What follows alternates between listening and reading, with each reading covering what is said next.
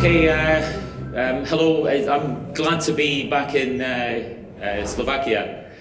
I last came to Slovakia for my honeymoon when I got married, and I went to the Tatra Mountains in ski mountaineering, and having dragged myself and my wife across some of your mountains, I ended up in a mountain hut in the Tatras, and it was very late at night. It was dark when we skied into the mountain hut, and the guy who was the guardian of the hut said to me, "Now we must play chess."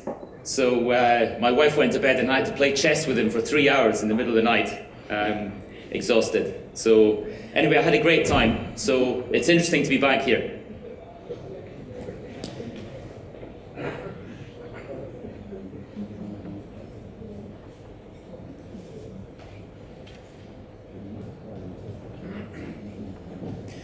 Okay, our practice began 50 years ago, and as part, probably coming out of the 60s, when you can tell by the hair and the clothes the period it was. But it was a sort of idealism about the practice, and started by Ted Cullinan. And it was a place where rewards were shared, money was shared, and it was a cooperative practice, which was an idea to get the best out of individuals. You know, in a creative design practice, a cooperative structure is a very good way of sharing responsibility, sharing rewards, but getting the best out of every individual. So this is 50 years later. This is us now, with some extras standing in the background.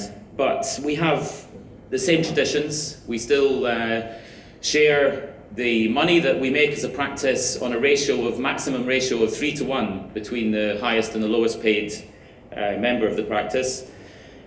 We take turns to cook each other lunch on Fridays, and this is a kind of meeting, and it's a great chance for everyone, even the youngest people in the practice, to learn the discipline of standing up in front of others and explaining what they do.